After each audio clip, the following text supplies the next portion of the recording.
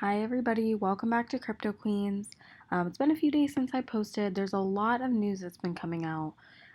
So we're just gonna get started here. I have four articles to go over tonight. The top ones basically that were on Cointelegraph. And then I have a wrap up of, or I shouldn't say wrap up, a new article about Backed. So I know I had covered that in my previous video. So we're just going to go over that. So the first one here is U.S. Treasury non-compliant fintechs won't survive the war on terror. United States Treasury Under Secretary Sigal Mandelker stated that cryptocurrencies could become the next frontier in the war on terrorism. According to a press release published on the U.S. Treasury's website on September 11th, Mandelker made her remarks during the 19th Annual International Conference on Counterterrorism. Cash is still predominant. While Mandelker admitted that most terrorist organizations still rely on various traditional means of financing, such as cash, she also said that she believes crypto could become the next frontier. Terrorist organizations and their supporters and sympathizers are constantly looking for new ways to raise and transfer funds without detection or tracking by law enforcement. While most terrorist groups still primarily rely on the traditional financial system and cash to transfer funds, without the appropriate strong safeguards, cryptocurrencies could become the next frontier. Hamas already tried to use Bitcoin. She also noted that in February, Palestinian Sunni Islamist fundamentalist militant organization Hamas asked for Bitcoin donations via social media. By March, it is claimed that the two specified addresses received at least $5,000 each. Mandelker added, while this may not seem like a lot of money, a FinCEN analysis found remittances linked to terrorism averaged less than $600 per transaction. As we know, the cost of carrying out a terrorist attack can be very low, but the human cost to victims is always extraordinarily high. Non-compliant networks won't survive. According to Mandelker, she recognizes that cryptocurrencies are developments in the field of value transmission that require a tremendous amount of energy and expertise. However, she also warned that cryptos may never become compliant if a system capable of preventing illicit finance is not in place, and that now is the moment to put the same technological expertise to work. Mandelker added, absent appropriate safeguards to keep our nations and our communities safe from terrorists, rogue regimes, and others who threaten us, the U.S. will work with governments around the world to make sure that non-compliant networks and fintechs do not survive. Congressman is not so sure. The last statement seemingly contradicts the declarations made in July by U.S. Congressman Patrick McHenry, who represents North Carolina's 10th District. McHenry is confident that any attempts to stop Bitcoin are futile. The world that Satoshi Nakamoto, author of the Bitcoin white paper and vision, and others are building is an unstoppable force. As Cointelegraph reported earlier this week, Mandelker also recently stated that Facebook's Libra stablecoin must meet the highest anti-money laundering and terrorism financing standards. Pretty interesting. I don't know. I mean, cash is... So many things happen with cash. Drugs are bought with cash. Things are bought on the black market. Everything is done with cash. Yes, cryptocurrency is not as easily traceable and things can happen. I'm sure things that is illegal activity can happen, right? Just with any currency. People write checks and have check kiting. So I think that it's definitely something because of that last statement where they're saying what Satoshi Nakamoto is building is an unstoppable force. I think that is what scares people and the government because they can't really control it. So, something to just keep a lookout here. Here's something that ties into this a little bit. I mean, just as far as government related, the IRS is blindly coming after cryptocurrency traders, and here's why. Over the past month, we have seen the IRS, the tax collecting agency of the United States, send out more than 10,000 warning and action letters to suspected cryptocurrency holders and traders who have misreported digital assets on their tax returns. Letters like the 6174A, 6173, and CP2000 have appeared in the mailboxes of cryptocurrency traders throughout the country, and the crypto tax software company that I run has seen an influx of frantic customers coming to us for tax help out of fear of penalties. The problem here is that the IRS doesn't have all of the necessary information. In fact, not only does it not have all the information, but the information that it does have on the cryptocurrency holders that it is sending letters is extremely misleading. This information, which was supplied to the IRS by cryptocurrency exchanges like Coinbase, is causing the agency to blindly and oftentimes inaccurately come after cryptocurrency traders. How is cryptocurrency taxed in the US? In many countries around the world, the US included, cryptocurrencies like Bitcoin are treated as property from a tax perspective rather than as a currency. Just like other forms of property, stocks, bonds, real estate, you incur capital gains and capital losses that need to be reported on your tax return whenever you sell, trade, or otherwise dispose of your cryptocurrency. Pretty straightforward. If you make a bunch of money investing in Bitcoin, you have a capital gain and a tax liability that needs to be reported. If you lose a bunch of money, you have a capital loss, which will actually save you money on your tax bill that still needs to be reported. It doesn't come as a huge surprise that many enthusiasts have not been paying taxes on their cryptocurrency activity. Because of this, it actually makes a lot of sense why the IRS has started carrying out these enforcement campaigns. However, the agency is using information that is extremely misleading and is leading to problems. This misleading information starts with Form 1099-K. Breaking down Form 1099-K. Cryptocurrency exchanges like Coinbase, Gemini, and others issued 1090-Ks to users who meet certain thresholds of transaction volume on their platforms. The IRS states on its website that the 1099-K form K is an information return used to report third-party network transactions to improve voluntary tax compliance. In plain English, the 1099-K is used to report your gross transactions on a third-party network. In this case, a cryptocurrency exchange. This means that all of your transactions, buys, sells, transfers, etc., are summed up and reported on a 1099-K. If you meet certain thresholds, gross payments that exceed $20,000 and more than 200 such transactions, you and the IRS are both sent a copy of this 1099-K from the cryptocurrency exchange. The IRS is using these documents to monitor who is and isn't paying taxes correctly. These gross transaction reports can quickly get extremely large for high-volume cryptocurrency traders. Remember, every transaction you made is being summed together on this form. I purchased $1,000 worth of Bitcoin and then traded that Bitcoin in and out for Ethereum 5 times, and my gross proceeds are now over $6,000, even though I only ever put in $1,000 cash. This is because all buy transactions are added together to report gross proceeds, and in this case, I technically had 6 different buy transactions and 6 different sell transactions. A Bitcoin trade into ETH is considered both a buy of ETH and a sell of BTC. You can see how this number can become extremely large for a high-volume trader. At CryptoTrader.tax, we've seen 1099-Ks from customers in the millions of dollars range when the trader only ever had a few $1,000s worth of crypto. Why this is so problematic? 1099-Ks are reporting gross transaction amounts and are being sent to the government. Yet, the numbers reported are completely irrelevant when it comes to tax reporting, as you are only actually taxed on your capital gains and losses.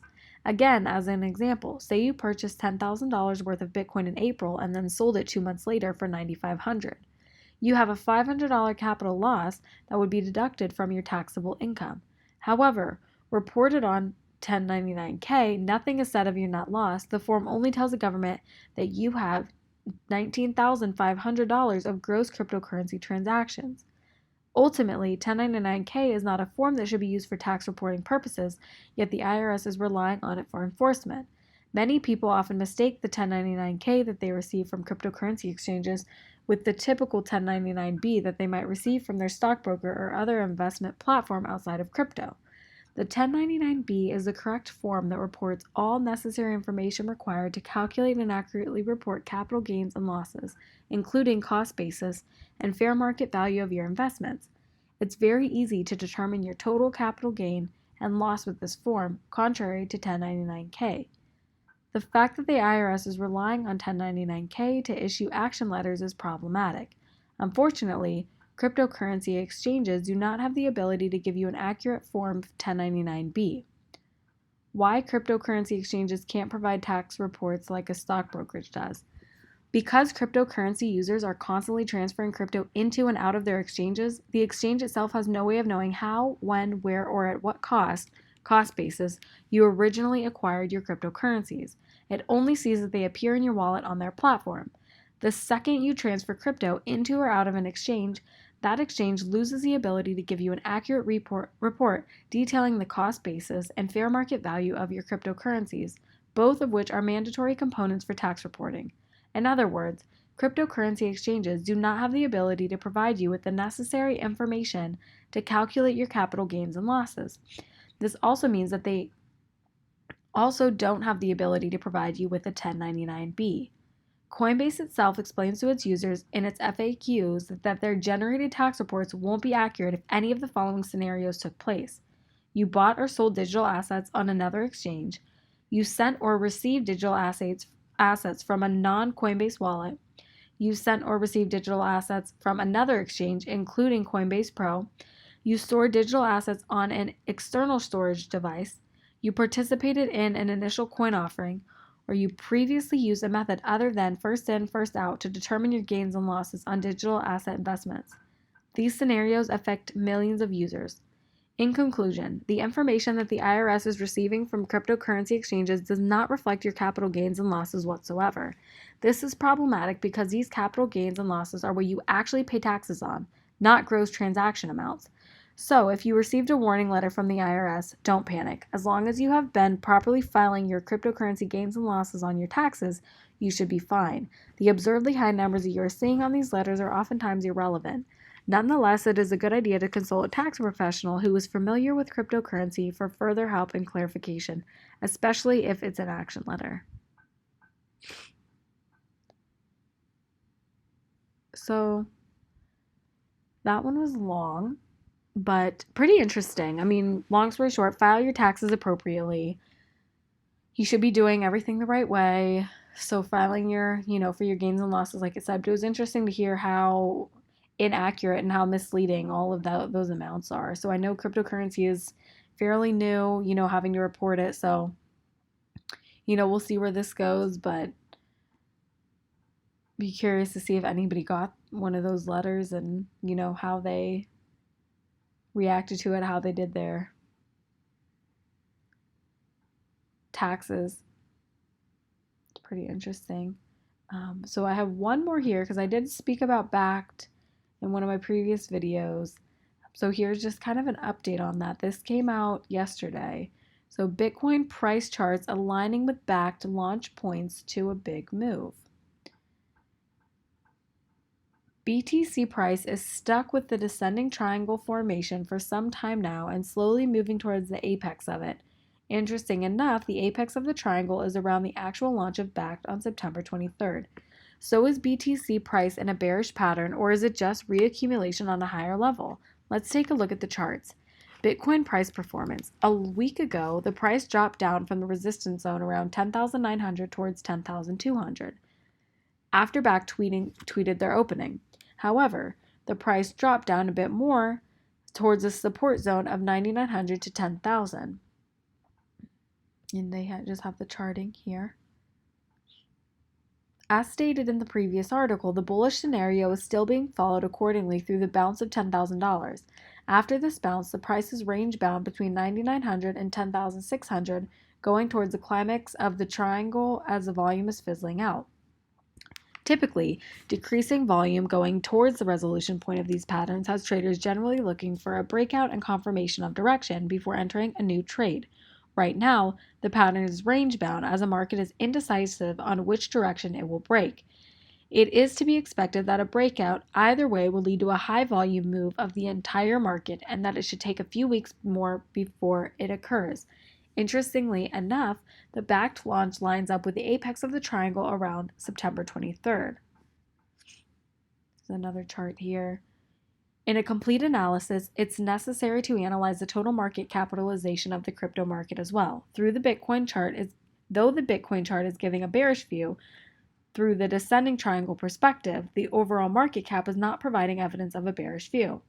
The chart is giving a falling wedge structure through which the market is retesting an important support level. This level has been the bouncing ball in 2018 before a heavy breakdown. If the market is able to reclaim the level as support, an upwards target of $370 billion can be the next move for the market and the confirmation of a new range. On the other hand, if the market is not able to keep this level as support, a likely retest of $160 billion is next, and this would take Bitcoin likely down towards the $7,500 level. Checking the total market cap without Bitcoin, the same conclusion can be drawn as last week and in the previous section. The altcoin market cap broke upwards of above $62 to $66 billion and currently testing whether this level can become support again. If the market is able to break upwards, the altcoin market could then target $125 and potentially $250 billion, switching the whole sentiment from ultra bearish depression levels towards disbelief and bullish. So the Bitcoin dominance index, excuse me, the Bitcoin dominance chart is still showing the same potential bearish divergences as the market was showing the past week. However, the dominance chart is not yet producing the confirmation for these. For confirmation, the dominance chart has to break down below the previous resistance of 71 to 71.5%. Essentially, a lower high could be made in the coming days already, causing the dominance to drop back down after. If the relative strength index and dominance chart will not show any confirmation next week, a new rally in dominance is still in the cards. The target for a bullish push in the dominance index could easily reach 75 to 80%. So now about altcoin dominance. As stated in previous articles, the altcoin dominance is on the edge of the trend line and testing a key level as well. If the altcoin dominance breaks upwards here, showing the lowest RSI in history and potentially bullish divergences on the 3D2, the trend line will remain intact and altcoins will be able to move upwards. However, losing this trend line and the next level for a potential bounce is the 22% area, which equals 78% of Bitcoin dominance. And in that scenario, the Bitcoin price breaks upwards in a heavy volume move. In other words, it's now do or die for the altcoin market. So what type of scenarios are there for Bitcoin at this point? Bullish scenario. In a bullish scenario, Bitcoin has to maintain the range and stay above support at $10,000 for the coming week. After that, a breakout with high volume above the heavy resistance zone of $10,900 to $11,000 is required. In this scenario, if the price manages to hold the red zone as support, making a required support resistance flip, BTC price can continue moving upwards, attacking the highs of $14,000, and a new impulse wave can be produced. In that case, altcoins are likely to go up in USD terms. However, the BTC pairs will most likely be crushed once again, given that many people will jump from altcoins to Bitcoin. Bearish scenario. In a bearish scenario, Bitcoin can't break above $10,600 and, more important, not above $10,900 to $11,000 and the downtrend line, and starts to produce lower highs. In this case, a small descending triangle will be made and the price acts like a bouncing ball with the lower highs. Ultimately, a breakdown of the support follows, through which the price will be moving towards the 21 weekly exponential moving average EMA around 9,300 and support of the big descending triangle structure. It is essential for the market to hold that floor as support and the 21-week EMA as support, since that was the main indicator during the last bull market. Losing the 21-week EMA will be a big volume move down, like towards the $7,000 to $7,500 levels, the 100-week EMA. All in all, a range-bound market going towards the final stages of the descending triangle pretty much guarantees exciting times ahead. So there's a lot of technical analysis, things like that here, reading the charts. But yeah, it'll be interesting to see where Bitcoin goes. It's kind of been hovering around the same price. See what it's at right now, but it's kind of been hovering just around that $10,000 range for the past few weeks now. Right now, it's at 10,324. So we'll see, but thank you guys so much for watching. Let me know in the comments what type of articles you'd like to see or hear me talk about, but I will see you next time.